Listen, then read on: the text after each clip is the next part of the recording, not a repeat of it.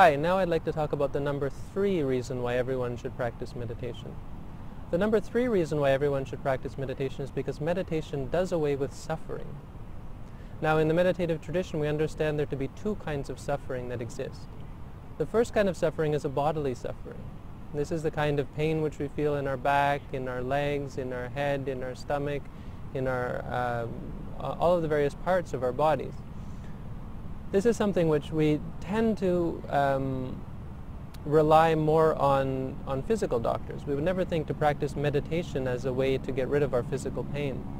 Actually, meditation is something which really does allow us to, at the very least, overcome physical suffering.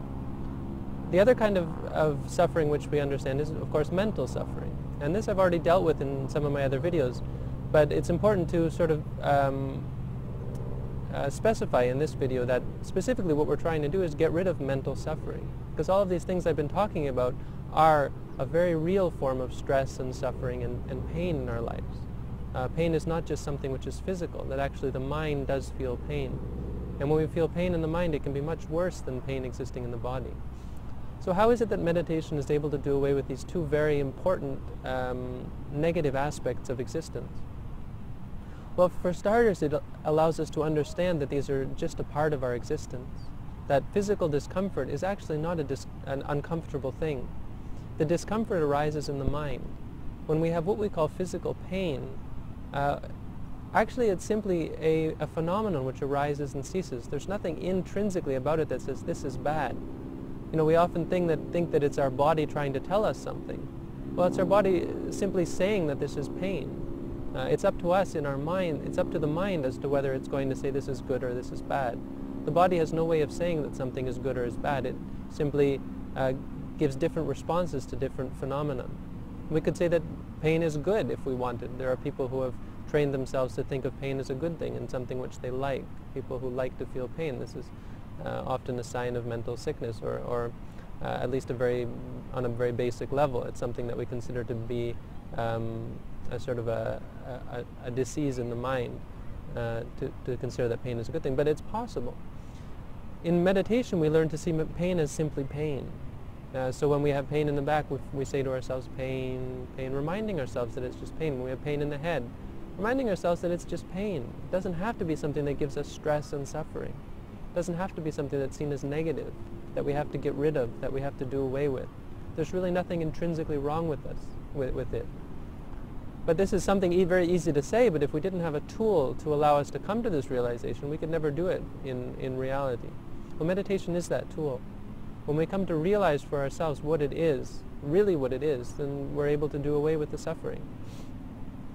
But on a deeper level, when we do away with mental suffering, and of course mental suffering is the very same, when we think about something and it makes us sad or it makes us angry, makes us upset, this is only a judgment call on our part. Even thoughts, even memories, worries about the future, things which we're unsure of. All of these things could be very simply neutral if we understood them for what they are. So when we say to ourselves thinking, we remind ourselves that it's just a thought.